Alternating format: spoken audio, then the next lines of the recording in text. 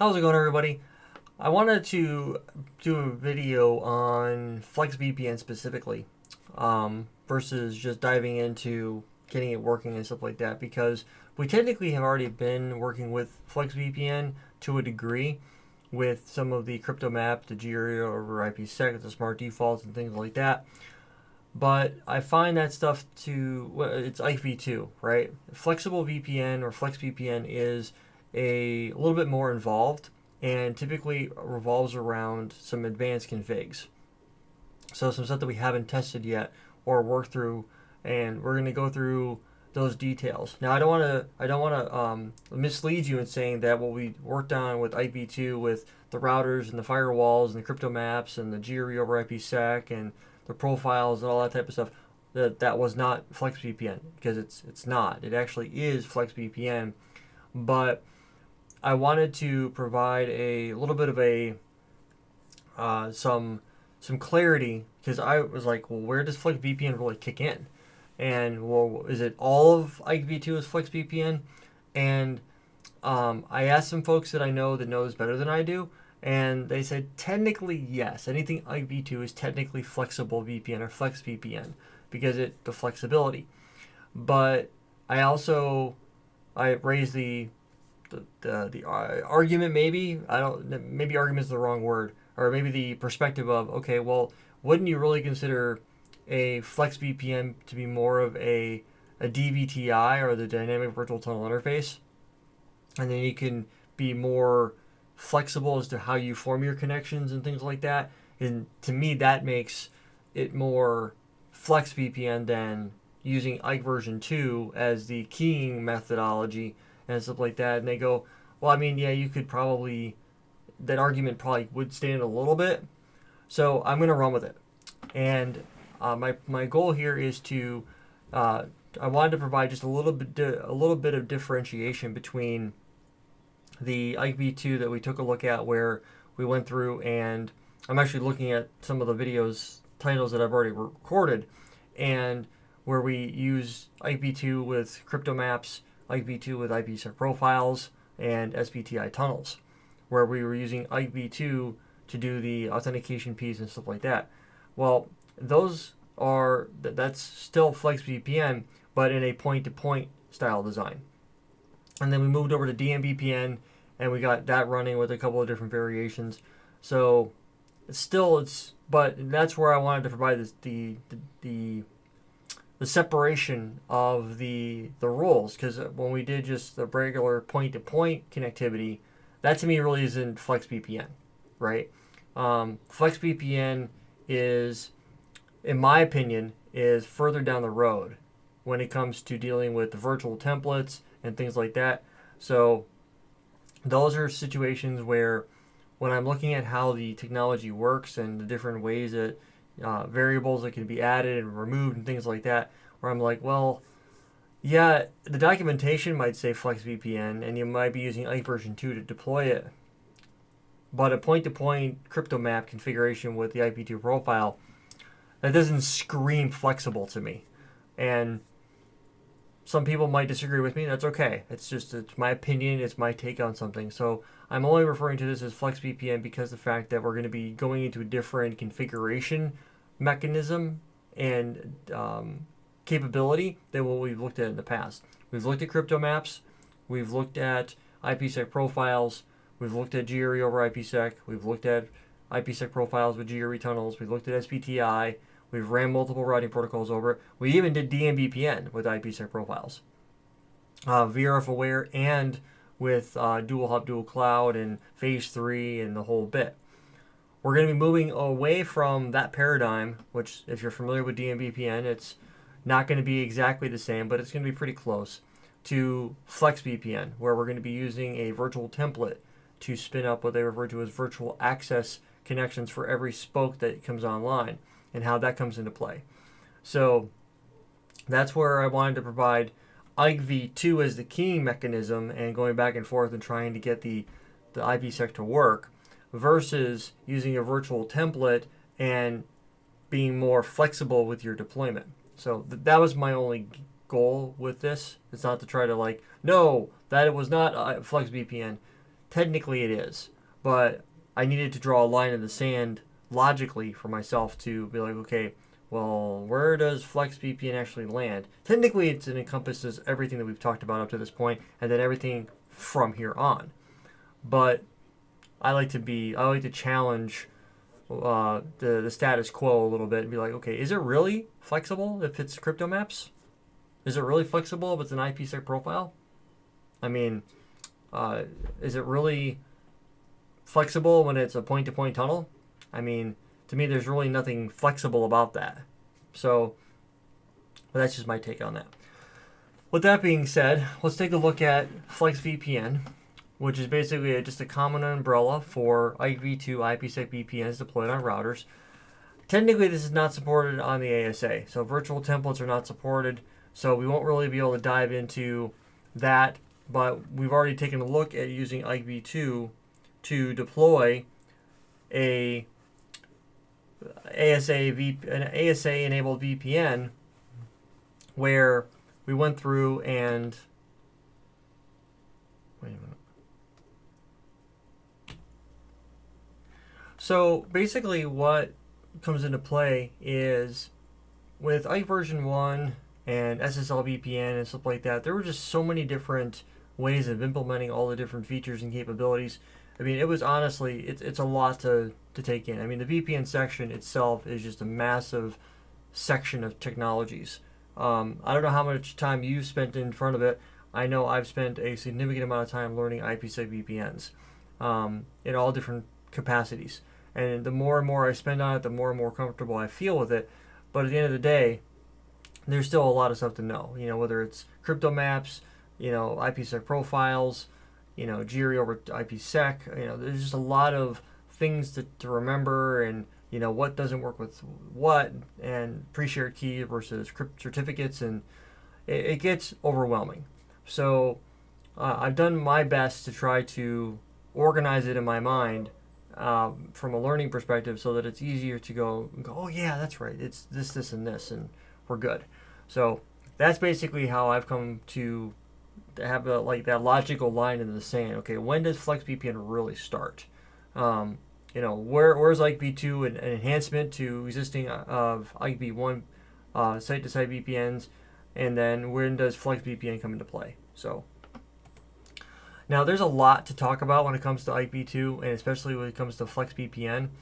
A lot of the capabilities really are going to be stuff that we've already talked about. The proposal, the proposal rules, the configuration for that, the policy, all of the keyring, the profile, all that stuff is still in play, right?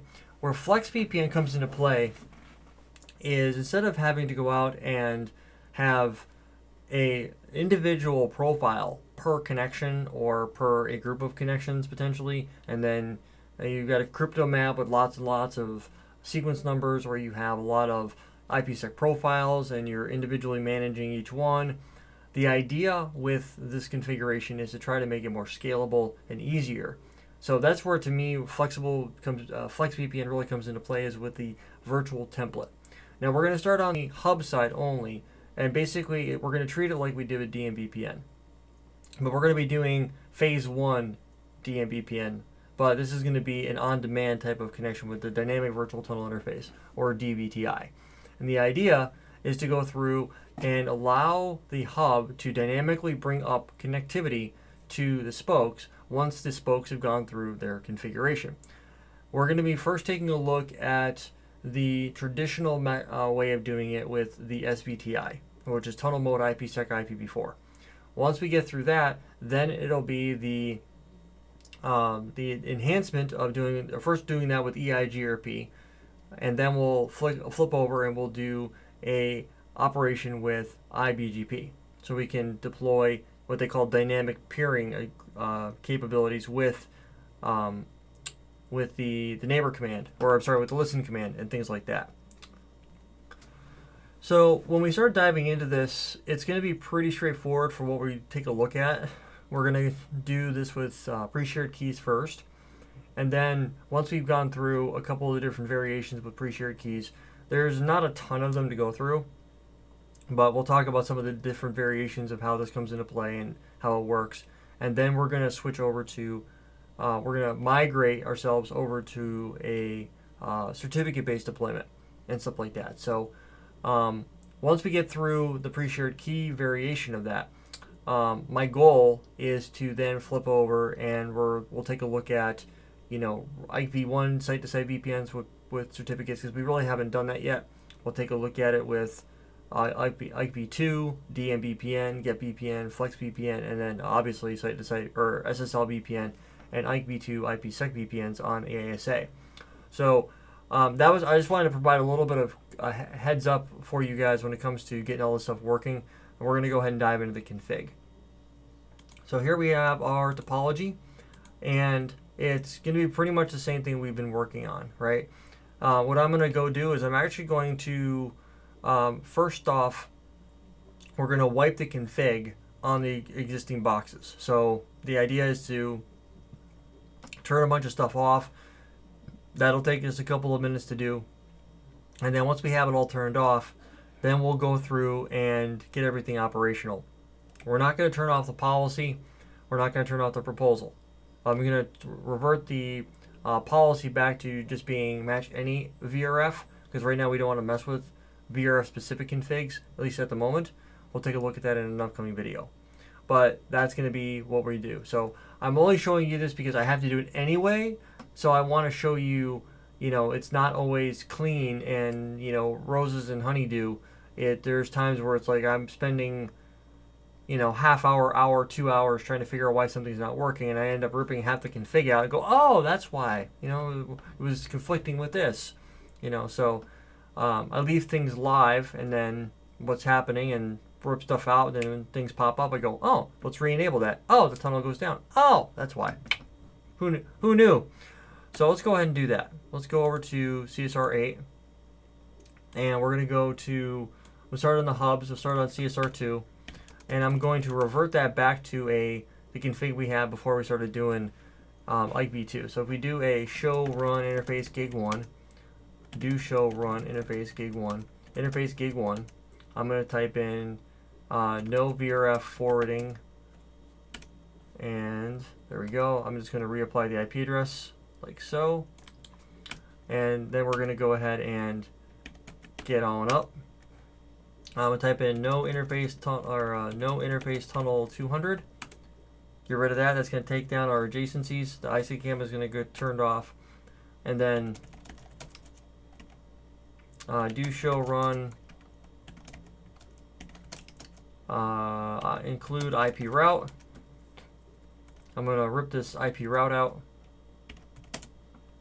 and I'm going to put another one in its place, and the enter key, and there we go. Next thing is do show run section IKEv2, not IKEv, or whatever that was. I'm going to go ahead and pull out the this profile here, and I can't because it's got an IPsec profile. So do show run section IPsec as well. I'm going to know this out, and I'm also going to know this out. So we're going to pretty much be starting over, but I'm going to keep the proposal in play. I'm going to be keeping, I have to actually modify this guy right here. Type in no here, and then match FVRF any, and do that. Now that I've done all that, I get to go do the same thing on CSR3. So I'm actually really wanted you guys to see how this looks, so you would see what it takes to get on the backside. So interface tunnel, or no interface tunnel 100. I will interface gig 1, do show run interface gig 1, no VRF forwarding, and then I'll reapply the addressing. Do show run pipe include IP route, no IP route command, and we'll put this out, and then we will remove this portion. There we go. And then we'll go and do show run section IKEv2 and ISACAN or IPsec. We'll pull this crypto profile out. Then we'll pull out this profile for the DMVPN setup. And then we'll go to the policy. Or I'm sorry, yeah, the policy. I'll go to the policy, we'll pull this out. We'll go back to here, match, and then match any. Alright, so now we are good to go when it comes to all of the IKE stuff. So we can go through the IKE. I'm leaving the key rings in place because we're going to need them. Anyway, 4, 5, and 6 are going to be there for us. We're going to need them operational. What I'm going to go do now is I'm going to go to 4. I'm going to go to global config, no interface tunnel 100, no interface tunnel 200, do show run section IKEv2, and IPsec. And I'm going to type in no profile, and then we're all hunky-dory there. So do show history. I should be able to grab all of this, 5 and 6, and we are good to go now. So we've gotten everything removed. So now the real work can begin. So what I'm going to go do is we're going to start on something simple. We have asymmetric pre-shared keys already squared away. So the proposal is good and the policy is good. We don't need to monkey with that. The key ring is squared away. I'm not going to monkey with the key ring. What I am going to do is I'm going to jump back over to CSR3. We have our BGP peering up, which is good. That was down for a little while. No big deal though. What I'm going to do is the profile. Now the first thing I have to do when I'm configuring FlexVPN with this setup is I have to create what they call a virtual template. Now we're going to go and type an interface, and it's going to be virtual template, and it's like, why not just do auto complete, please. Now you have to be careful when you're typing this in, because if you accidentally type in the wrong number, then you won't be able to, as far as I know, you have to reboot the router in order to clear this, because you can't like no interface virtual template 10 or type tunnel and then type in 11 if you want to use 11. If you want to use that same number again, you have to be cautious on how you do that. So what I'm going to go do here is the number that I'm going to use initially is going to be 100, and then you type in type of tunnel. So we're going to type in tunnel and hit the enter key. Now that we're under here, we have a whole bunch of options that we can add to this. So it says that it's down. I'm going to type in that the connection is a IP unnumbered loopback, and right now I don't actually have a loopback to tie it to. So do show IP interface brief. I'm going to actually exit out interface loopback 0 IP address, and I'm gonna, in this case here, I'm gonna say 3.3.3.3/32. Something very obvious to leverage. Now, actually, before I do that, let's talk about the IP addressing real quick, because this can be definitely useful to know.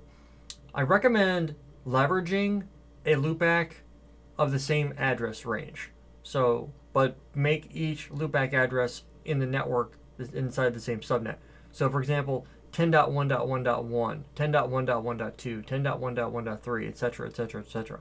By doing that, you are basically setting it up to where no matter what you're doing, whenever you go to configure this stuff down the road, and this is from a learned issue that I ran into, when you go to do things like setting up IBGP over this configuration, getting it up and running, what you'll need to keep in consideration is the IP addressing that's going to be the addressing that's going to be inherited by the tunnel once it comes online. And that's going to be the loopback information, because we're going to tie the tunnel, the virtual template, back to the loopback. So what I'm going to do is I'm actually going to say no to this. Let's click back over here, and we're going to type an IP address and I'm going to type in 10.255.1.3/32. Okay, so now I have 10.255.1.3. Now I can go, and when I go to do any type of routing, I can use the 10.255 address range in order to bring this up and make it operational. So I'm going to go ahead and exit out of that. And the next thing that I have to do, actually no, I don't want to exit out of that. I'm going to type in the tunnel source. I'm sorry, not the interface. I need to go to the interface, actually exit interface virtual template 100. The IP unnumbered is going to be loopback 0. The tunnel source is going to be gig 1. The tunnel mode will be IPsec IPv4. And I'm going to specify that the IP MTU is 1400. The IP TCP adjust MSS is going to be 1360 to account for encrypted overhead and things like that. I don't have a IPsec profile set up right now because I don't have a profile, an IKEv2 profile set up. So that's something that I actually have to go do. But before I could do any of that, I needed to set up a virtual template to bind to the IKEv2 profile to configure it. So let's go do that now. So I'm going to type in the crypto IKEv2 profile. I'm going to call this the IKEv2 underscore dVTI underscore profile. Underneath here, I'm going to type in the match address local, and I'm going to type in 31.0.0.3. I'm going to say the identity, or I should say match address, match identity remote, and I'm going to type in the remote connections that I'm going to be setting up. So this is going to be, in this case here will be 41.0.0.4 remote address, 41.0.0.4 address with a /32 mask. I'm going to hit the up arrow, and it's going to be a 51, and then a 61006. There we go. The next thing to type in is going to be authentication local is pre-share. The authentication remote is pre-share. And the key ring we're going to be using is going to be local IKEv2. I think it's right up here too. I think we'll use this key ring. It's okay if it's not the right name. So we're going to use our key ring IKEv2. We'll just drop that in there. That'll work. Now we have to type in the virtual template. It's going to be 200, and we can type in mode, and we can do other capabilities. I'm going to talk about this more in detail later because it really doesn't apply to us at the moment, but I can enable the auto capability, which will allow the hub to automatically detect the encapsulation of the remote connection, whether it's GRE over IPsec, whether it's, or I should say the mode. The mode, whether it's GRE over IPsec, IPsec profile, or crypto map. So we'll take a look at exactly how that comes in later on. I'm not going to use that right now, the mode of auto. I'm just going to apply the virtual template. And then with that being said, I can go to do show run section EIGRP, router EIGRP VPN, address family IPv4, autonomous system 1, network of 10.255.1.0, 0.0.0.255. So that's that. Now that I have that in play, my next step is to go configure the spoke side. Spoke side is going to be pretty straightforward as well. We don't really have to do a ton because a lot of the configuration is already in play. What I will be doing is do show run section IKEv2 to see what we still have. In this case here, I'm going to keep this configuration the way it is. And the reason why, because it's already there. I don't really need to monkey with a whole lot. So if I can ease ease my configuration worries by keeping something in play that's already there, I'm all for that. What I will have to do is create a profile. The profile will allow me to tie the key ring, and then I will go to I will create another tunnel that will be used. The tunnel number is irrelevant. Okay, the tunnel number can be whatever you want. And what I'm going to do is I'm going to type in crypto IKEv2 profile, and the IKEv2. I'm going to type in SVTI profile. Underneath here, I'm going to type in the match identity remote address is going to be 31.0.0.3/32. I'm going to set the identity local to be address of 41.0.0.4. Authentication local is pre-share. Authentication remote is pre-share. And then the key ring, in this case here, will be IKEv2 dVPN key ring. Local. Now I'm going to exit out. I'm typing crypto IPsec transform set. In this case, here's the transform set that I'm going to, actually I already have do show run section IPsec. I already have a transform set ready to go. So I'm going to need to type in crypto IPsec profile, and it's going to be the IKEv2 SVTI profile. IKEv2 SVI underscore, or actually I'll type in IPsec underscore profile, and I will say set the transform set to be dVPN tset, and set the IKEv2 profile to be the IKEv2 SVTI profile. So now that I have that squared away, now I get to go to interface tunnel, and I'm going to call this 43. The tunnel source is going to be gig 1. The tunnel destination will be 31.0.0.3. The tunnel mode will be IPsec IPv4. The IP address in this case here will be 10.255.1.5.1.4/32. I'm sorry, /24.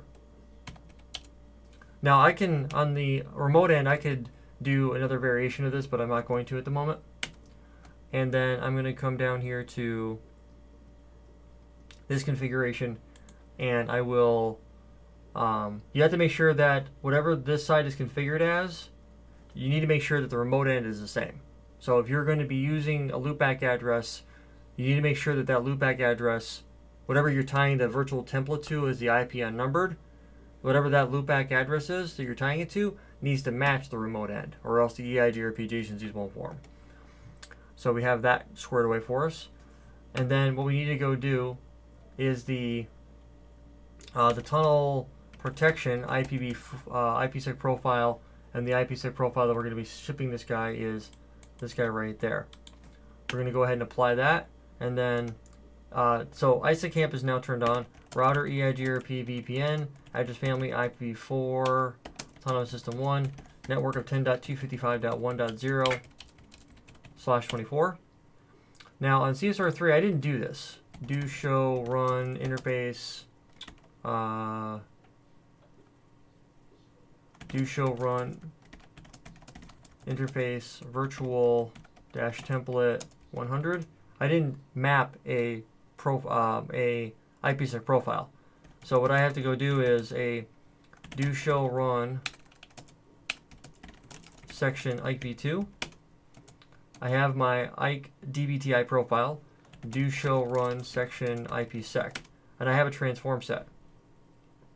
So I'm going to come underneath, I have this profile here. What I will do is I'll create a crypto IPsec profile, and I will call that the same profile I gave this one here. Or no, I'll create IKEv2, we'll type this dVTI IPsec profile. I'll set the transform set to be IKEv2 tset, and set the IKEv2 profile to be the dVTI profile. I'll get out of here and type interface virtual dash template 200 and type in tunnel protection.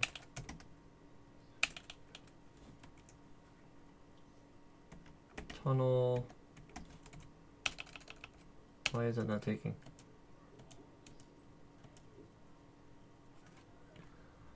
So the error that I'm running into now, if we do show run, or I'm sorry, I need do show IP interface brief.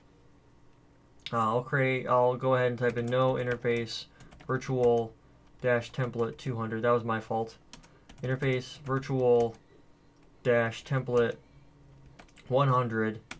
Underneath here, I'll type in tunnel protection is IPsec profile, and the name of the profile is right here, like that. So now that I have that squared away, I will go to this side here, do show IP interface brief, and now we have a problem, right? We don't have anything coming up. So this can be problematic if you've never dealt with this before. You're like, well, why is it not working, Rob? Do show run interface tunnel 43, and the tunnel destination, all that type of stuff is set. So one of the issues that we run into here is that we have to make sure that we will actually go to interface tunnel 43. I'm going to shut it down and no shut it.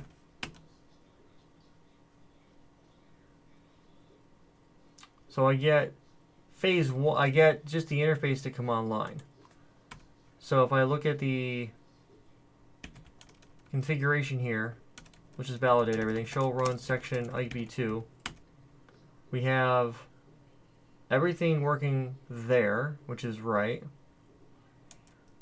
We have our dVTI is set up correctly. And, oh, see what we did right here? We mapped the wrong tunnel. So let's go back up to here. We'll go underneath this guy right there. We'll type in no virtual template 200. We'll type in virtual template 100 and do that. And so hopefully that will fix our problem. Show crypto IKEv2 SA. And right now we have a connection to ASA1, but if I come underneath, okay, line protocol came up on that one, which is a good sign, and there's our EIGRP adjacency. So that, ladies and gentlemen, is FlexVPN. Now if we go over to CSR3, and we can see the virtual access 2 is now up. Show crypto, we have an adjacency there. Show IP EIGRP neighbor, we have an adjacency with router 4. Show IP route, we're going to see that that adjacency is coming in over virtual access 2. Right, we see all this stuff coming over 2. We see all that stuff coming in like so. And that's pretty much the main config. So it is a little bit intensive to get it to work, but you have to be diligent with it and stick with it. What I'm going to go do now is I'm going to go to CSR4 and do show run section IPsec IKEv2, and I'm going to go do show run interface tunnel 100. I'm sorry, in this case here 43. And I'm going to grab Notepad. Notepad is going to become your friend here, ladies and gentlemen. So I'm going to go grab the tunnel interface here. Grab it. I'm going to go up to the top here. This technically should be done in the last piece, but that's okay. I'm going to start at the top and work my way down. I have the keyring is already squared away on 5 and 6 as well. I'm going to grab the crypto profile and grab this. Put this to the top. I'm going to go grab the next piece, which is going to be the IPsec profile. Grab it. And that's pretty much it. With that in play, that'll be my next step. I'm going to specify this is going to be 53 with a .5. That's all I really need to put. The local address here will be 5105. And that's that. And then I'll go to do show, let's go to router 5 and show run section EIGRP. I will grab these few lines of config here, and then I'll type in network of 10.255.1.0.0.0.255. And that should be all I need to worry about. So I'm going to go grab all this config right here. I'm going to dump it onto router 5, and it's kind of like a cross your fingers kind of deal. Line protocol comes up, and assuming I've done everything correctly, we have an adjacency. So it's actually, once you get through it a couple times, it's really not that bad, as you can see. It's just you have to know what to type in and where to type it. So, and the logic, you have to understand the logic flow to it as well. And that was probably my biggest hurdle, was learning the logic. So let's go do that. So what I'm going to go do is I'm going to tweak this a little bit, make this 6 and 6, which said the this will be .6, and this will be tunnel 63, and that all looks good. So that should be all I need to worry about in terms of operations. I'm going to copy, and I'm going to go to 6 and go global config and paste. Oh, I'm running regular EIGRP. So router EIGRP1, network of 10.255.1.0, and do that. So I should form an adjacency that way, which I do. Excellent. So now that I've got all that squared away, my next thing to do is validate what's happening. Did I do everything correctly? So we go back to CSR3. I have additional virtual access interfaces by show IP EIGRP neighbors. I have additional connections. I should have 6 momentarily. Minus 6.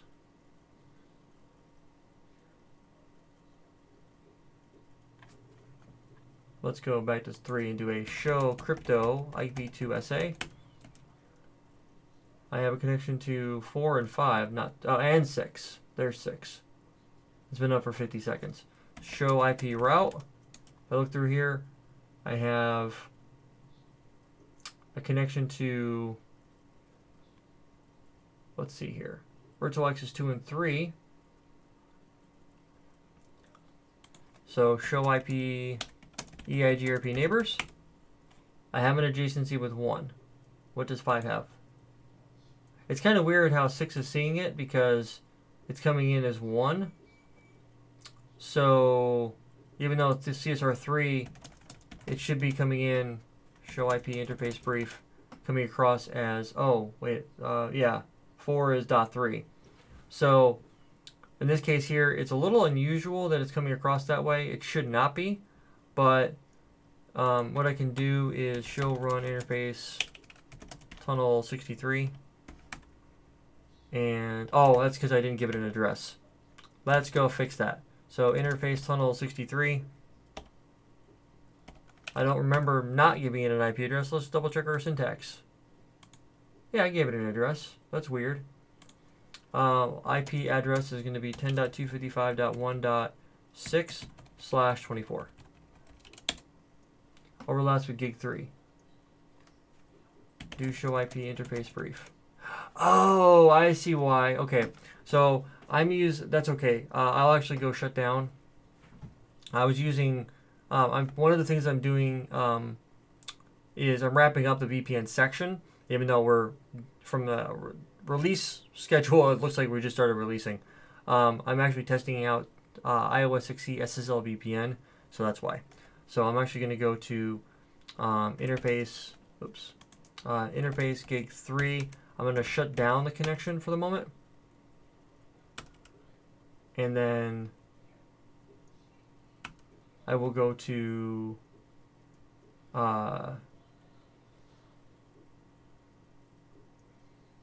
interface tunnel 63 and IP address of 10.255.1.6/24. There we go. So there we go. That's much better. Mucho bien. It's much good. Spanish isn't the greatest. So we have that. So there we go. So now we have that. There, it looks way better. Show IP EIGRP neighbors. Bada bing, bada boom. Show crypto IKEv2 SA. I should have a second connection going to 6. No, that's it. That's okay though. We're ready. We're good to go there. That looks good. Show IP route, and we have additional configs coming in. All that looks awesome. So we've got VirtualX. We're not actually going to receive anything from 4, or I should say from 6, because he's not advertising anything. And we're already at 40 minutes. Should we stretch it? Yeah, we can stretch it a minute or two. Let's go fix that. So CSR6 will actually propagate some information to 3. So let's go to 6. We do show IP interface brief. Gig 2. I will go to switch 10. Validate that. What interface is that? Gig 0/2. Show VLAN brief. Gig 0/2 is in VLAN 6, which is awesome. I will go to CSR8. Show run section EIGRP. I do have a oh, that's because I changed. No, that's 6. Show IP interface brief. Show run interface gig 1.6. Show run interface gig 1.6. Ping VRF S6 10.6.8. Oh, do I have the IP addresses backwards? 6.8.6 6.8.8. So we can ping it. Show IP EIGRP neighbors. VRF. Show EIGRP VRF S6 interfaces. I have a peer.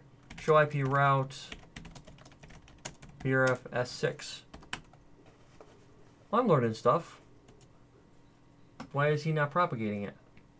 That's not cool, man. Show IP EIGRP neighbors. Show IP route. Oh, I know why. Because I'm not bringing anything from behind 6 in. So let's fix that real quick on 8. So show IP interface brief. We'll type in interface loopback 172.26.0. IP address. We'll type in VRF forwarding is going to be S6. We'll type in IP address is going to be 172.26.0.8/24.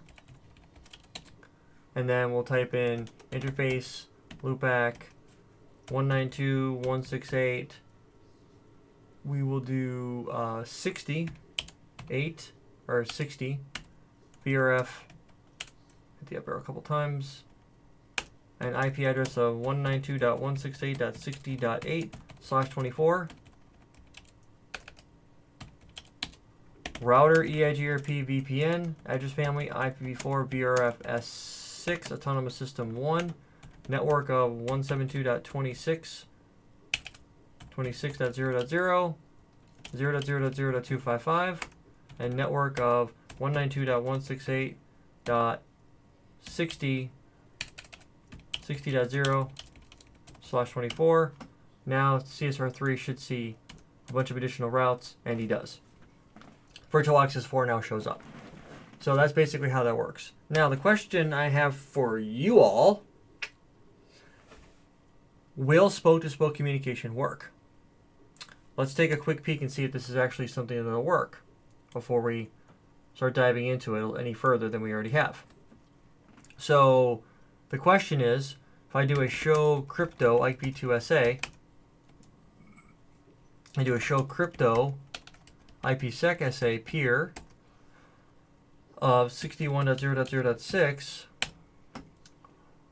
well, what I'm looking at and I'm trying to determine is if this is sufficient enough to do spoke-to-spoke communication.